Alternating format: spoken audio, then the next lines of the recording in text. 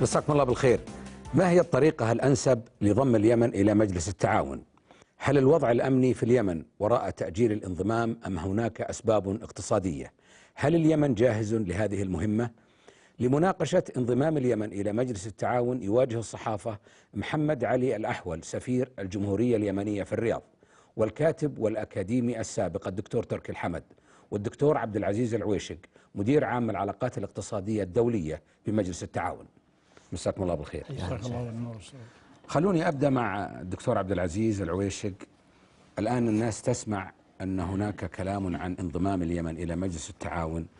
أين يقع اليمن اليوم من دول مجلس التعاون؟ الواقع موضوع انضمام اليمن إلى مجلس التعاون يطرح فقط من قبل الصحافة ومن قبل دول خارج المنطقة. الواقع الذي تم حتى الآن أن في عام 2001 انضم اليمن إلى بقرار من قمة مجلس التعاون إلى 4 منظمات، كان وقتها التعليم والصحة والعمل وكأس الخليج. ثم وقعت اتفاقية تسمى اتفاقية صنعاء في عام 2002 بين مجلس التعاون واليمن.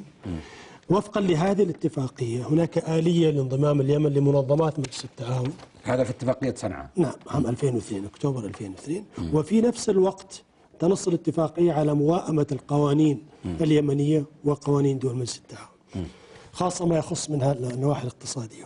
وبدأت هذه العملية، بدأت عملية موائمة القوانين، وأيضا استمرت عملية انضمام المنظمات. كل سنة تقريبا ينضم اليمن إلى منظمات أخرى من منظمات مجلس التعاون. كان آخرها المنظمة العاشرة، منظمة الإنتاج البرامج المشترك، كانت في قمة أبو ظبي الأسبوع الماضي. نعم.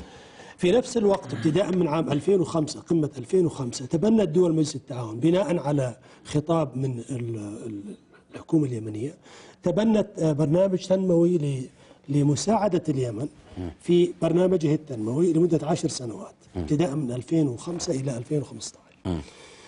نفذت المرحلة الأولى من هذا البرنامج، ورتب لهذا مؤتمر للمانحين في عام 2006.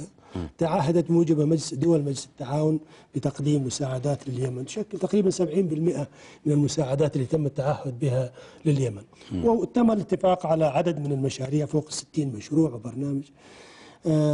فالنقاش مع اليمن ورسالة فخامة الرئيس سواء لقمة أبو ظبي في 2005 أو لقمة الكويت في عام 2009 لا تتحدث في الواقع عن انضمام اليمن إلى مجلس التعاون، إنما تتحدث عن طلب مزيد من الدعم من قبل دول مجلس التعاون بالطريقة التي تراها مناسبة وبالطريقة التي تتفق مع مصالح الجانبين لدعم البرنامج التنموي ودعم استقرار اليمن. وهذا ما تقوم أعتقد دول المجلس بشكل جيد.